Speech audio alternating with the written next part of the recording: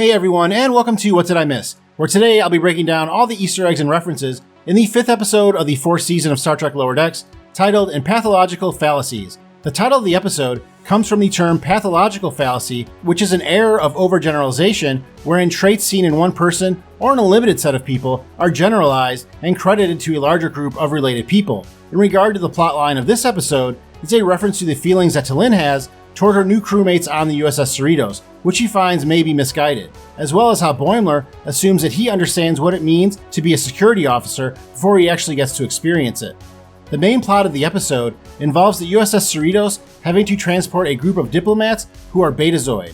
Betazoids are a telepathic race of black-eyed aliens that were introduced on the series The Next Generation through main cast member Deanna Troi, who is played by actress Marina Sirtis. Since only her mother is a Betazoid and her father a human, Deanna does not possess telepathic abilities like many others of her race, but she does possess heightened empathic abilities, which may be referenced in the title of this episode as well. Although, Deanna has been shown to be able to communicate telepathically at times with her husband William Riker and others. The three Betazoid diplomats are voiced by a group of actresses that have voiced characters and also starred in hundreds of episodes of television combined. The character Katrot is voiced by actress Janelle James, who is one of the stars of the very popular series Abbott Elementary, as well as voices a character on the animated series Central Park.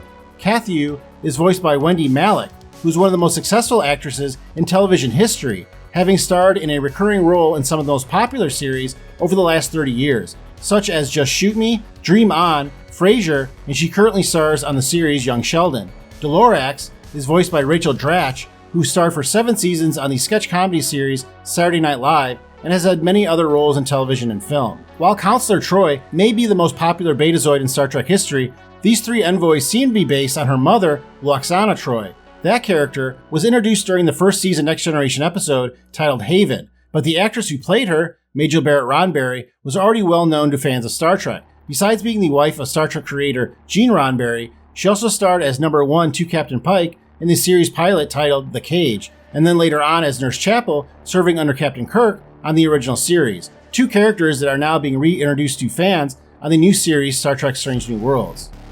The episode begins with a log by new Lower Decks character T'Lyn to her former superior asking for a transfer back to a Vulcan ship. Due to the security blackout on the Cerritos though, she is unable to, and ultimately decides not to send the message at the end of the episode. This reminded me of the pilot episode of Deep Space Nine titled The Emissary, in which then Commander Benjamin Sisko tells Captain Picard that he intends to transfer off the station, but by the end of the episode, the commander instead decides to stay and asks the captain not to send his request for transfer. Having a Vulcan serve on a Starfleet vessel who's actually not a member of the organization is very similar to how the character T'Pol came to be a part of the bridge crew of the NX-01 Enterprise under Captain Archer.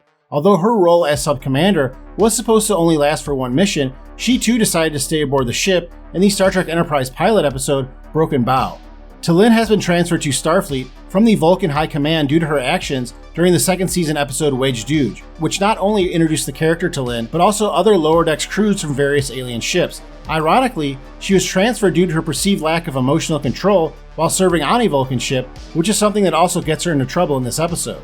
The USS Cerritos is taking 3 Betazoid diplomats to the planet Risa, which is a pleasure planet that was first introduced in the Next Generation episode Captain's Holiday, which showed the audience more of Captain Picard than most thought we would ever see. While touring the ship, Kathu turns down an advance by Commander Ransom and says that she likes men that are hard to get. This is probably a reference to the relationship between Lwaxana Troi and Odo, the changeling security chief of Deep Space Nine, which began in the first season episode The Forsaken, one of the most underrated episodes of any Star Trek series. Katrot mentions that she got a hat that says it's Romulan ale o'clock somewhere from some gal on Angel 1.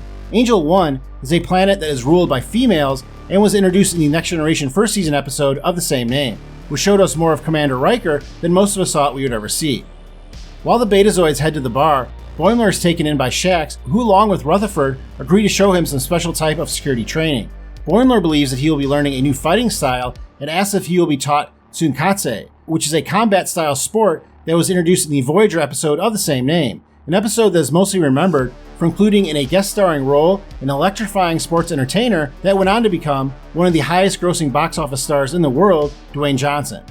At the bar on the Cerritos, the crew seems to get more and more unhinged as time goes on. At first, the crew believe the cause of this are one or all of the Betazoid diplomats due to a condition known as xanthi fever, which is a physiological condition that Betazoid women of a certain age get that causes them to project their own emotions onto others, something that afflicted Loxana Troi in the Deep Space Nine episode Fascination. After Boimler correctly guesses that his Temerian shipmate Kayshawn is trying to emulate Constable Odo during a game of charades, Kayshawn says, "So God, his eyes open." This is almost exactly what a Temerian said to Captain Picard in the 5th season Next Generation episode titled Darmok. Sukat, his eyes uncovered!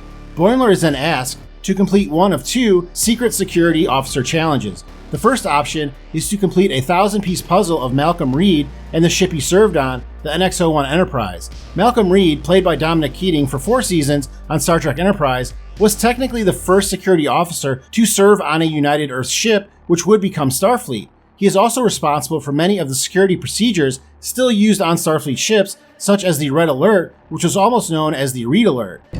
Reed Alert? That's not bad. Mariner and T'Lyn learn that T'Lyn is the one projecting emotions onto the crew telepathically, and that it may be because of something called Bendai syndrome, which is a very rare, degenerative neurological illness affecting Vulcans over the age of 200. As mentioned in this episode of Lower Decks, Spock's father Sarek became afflicted by this disease towards the end of his life, something that he tried to hide from the crew of the USS Enterprise D in the Next Generation 3rd season episode titled Sarek. In that episode, the crew of the Enterprise D begin fighting with each other and eventually start a brawl and 10 forward, much like how one begins in the bar of the Cerritos during this episode of Lower Decks. Sarek was played on the original series and in 4 films by another veteran Star Trek actor, Mark Leonard, who besides playing Sarek, also played the Romulan commander in the episode Balance of Terror, as well as a Klingon captain in the Star Trek original motion picture. During this revelation, we also learn that T'Lyn is 62 years old, which may seem on the older side, but Vulcans age at about half the rate that humans do. For reference, Spock was just 23 years old when he joined the USS Enterprise, T'Pol was 62 years old when she joined the NX-01 Enterprise, and Tuvok was 107 years old when he joined the USS Voyager. The Betazoids turn out to be secret agents and take over the ship. They plan to take the Cerritos back to their home planet Betazed, which would take the ship through the Romulan neutral zone. On the map, you can see the planet Charon, which is a deep-cut reference to an episode of the original series titled Let That Be Your Last Battlefield, which is usually the episode that Trek fans reference when people say that Star Trek was never political. Mariner tells Tendi and Rutherford about T'Lyn's affliction, but they are too far gone to help them. In the background, you can see the character Big Murph playing the same addictive headset game that Wesley Crusher and others did on the Enterprise D in the Next Generation episode titled The Game. While the ship descends into chaos, Mariner tries to protect T'Lyn from the rest of the crew while also trying to save her mother. As they run through the ship, they pass 2 crew members who look to be taking part in Anbo Jitsu, a form of martial arts that both William Riker and his father competed in, as seen in the Next Generation episode titled The Icarus Factor. Close to the end of the episode, Mariner says one of the funniest lines I think I've ever heard on Star Trek. Can you imagine anything more Vulcan than Bendai syndrome? Hello? I mean, Spock's dad had it and he was Vulcan as a motherfucker. Well, that was everything I saw, but let me know in the comments if I missed anything. Thank you very much for watching. Please do not forget to hit that like button before you go, and I'll see you next time on What Did I Miss?